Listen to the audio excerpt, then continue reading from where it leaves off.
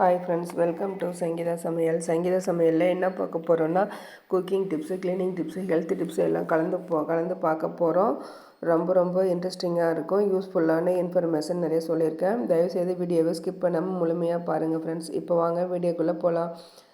First tip என்னென்னு பார்த்தீங்கன்னா, நம்ம குக்கரில் பருப்பு வேக வைக்கும்போது குக்கர் மேலே பொங்கி வலியும், அந்த மாதிரி வலியாமல் இருக்கிறதுக்கு என்ன பண்ணலாம் அப்படிங்கிறத பார்க்கலாம்.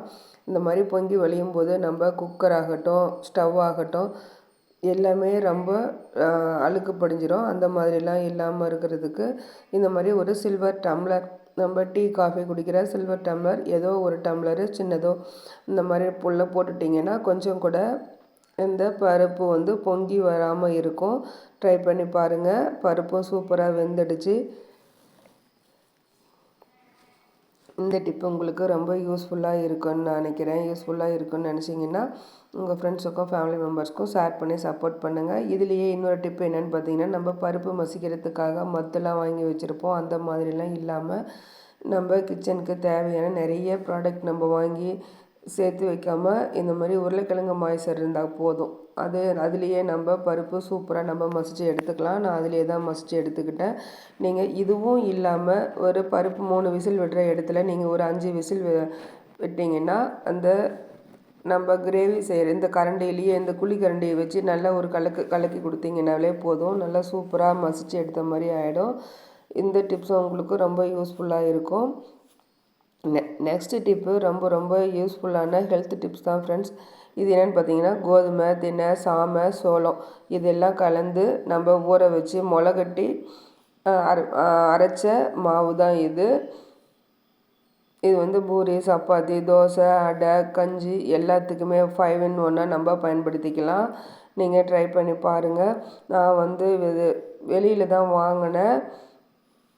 ரொம்ப ஆரோக்கியமாக அவங்க ஹோம்மேடாக ரெடி பண்ணி இந்த மாதிரி சேல் பண்ணுறாங்க. அவங்கக்கிட்ட தான் வாங்கினேன். நீங்கள் வீட்டிலே கூட இந்த மாதிரி ரெடி பண்ணி கொடுங்க. குழந்தைங்களுக்கு மார்னிங் பிரேக்ஃபாஸ்ட்டாக நீங்கள் இந்த மாதிரி ஹெல்த்தியாக நீங்கள் செஞ்சு கொடுத்தீங்கன்னா அவங்களும் இதை விருப்பப்பட்டு சாப்பிடுவாங்க. இந்த மாதிரி சிறுதானிய வகைகளை நம்ம செஞ்சு கொடுக்கும்போது குழந்தைங்கள்லாம் சாப்பிட மாட்டாங்க. அவங்களுக்கு பிடிச்ச மாதிரி வகையில் நம்ம இந்த மாதிரி மாற்றி நம்ம சமைச்சு கொடுக்கும்போது ரொம்ப இன்ட்ரெஸ்டிங்காக சாப்பிடுவாங்க. ரொம்ப ஆரோக்கியமானதை நம்ம செஞ்சு கொடுத்தோங்கிற திருப்தியும் இருக்கும். இப்போல்லாம் பீஸா, பர்கர்லாம் சாப்பிட்றத காலகட்டத்தில் நீங்கள் அதெல்லாம் தவிர்த்துட்டு இந்த மாதிரி கொடுங்க. மைதா உணவு வகைகளை முடிஞ்ச வரைக்கும் தவிர்த்துடுங்க.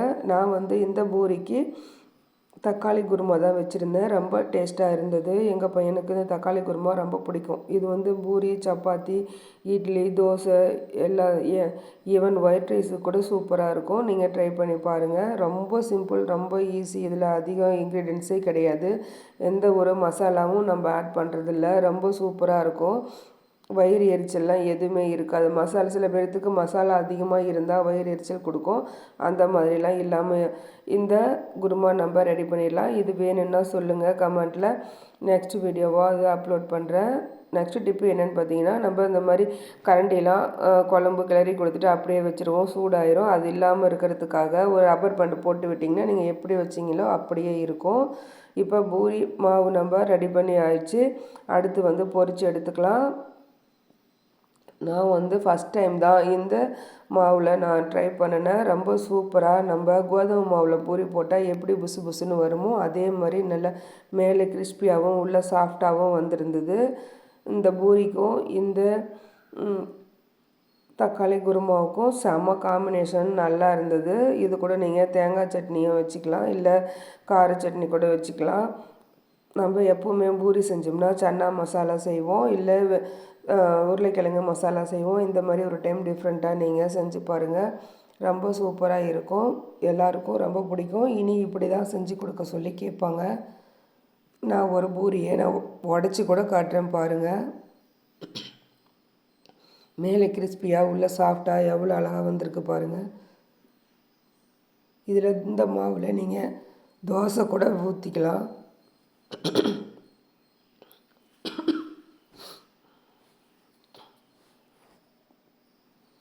எப்போதுமே நம்ம இட்லி, தோசை இந்த மாதிரி செய்கிறதுக்கு பதிலாக இந்த மாதிரி சிறுதானியத்தில் நீங்கள் இந்த மாதிரி செஞ்சு கொடுங்க.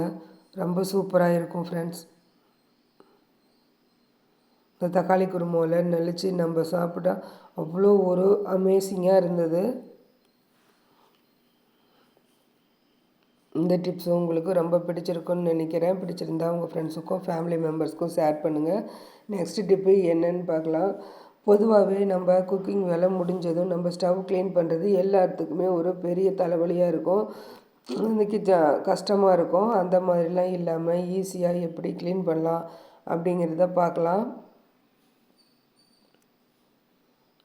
எல்லார் வீட்லேயும் நம்ம இடி உரல் வச்சுருப்போம். அந்த ஸ்டவ்வை ஆன் பண்ணிட்டு இந்த மாதிரி இடி உரல் மேலே வச்சு பாருங்கள், நீங்களே ஷாக் ஆகிடுவீங்க.